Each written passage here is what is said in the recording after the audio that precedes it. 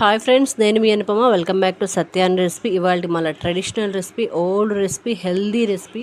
సర్వేంద్రియానం నయనం ప్రధానం అండి. అలాంటి పొనగంటి పప్పు చేసుకుంటాం. పొనగంటాకు పప్పు.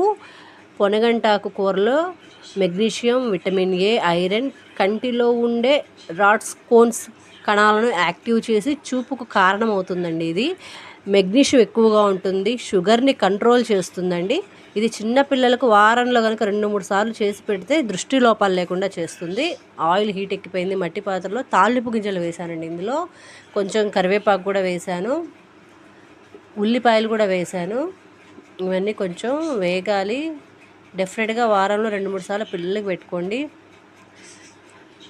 షుగర్లో బ్లడ్ పర్సంటేజ్ని కంట్రోల్ చేస్తుంది. చాలా మంచి ఆకు పొనగంటాకు కంటికి. చూసారు, అన్నీ వేగాయి. ఇప్పుడు వెల్లుల్లి వేసాను ఇందులో, ఇవి కూడా వేగాలి. కొంచెం ఇంగువ అండి, ఒక చిటికెడు. కొత్తిమీర కూడా వేస్తున్నాను, పసుపు కూడా వేస్తున్నాను. పొనగంటాకులో 3-4 రకాలుగా చేసుకోవచ్చు. చూసారా, అమృతం లాంటి పొనగంటాకుని ఇప్పుడు నేను ఇందులో వేస్తున్నాను. త్వరగా మగ్గిపోతుంది ఇది.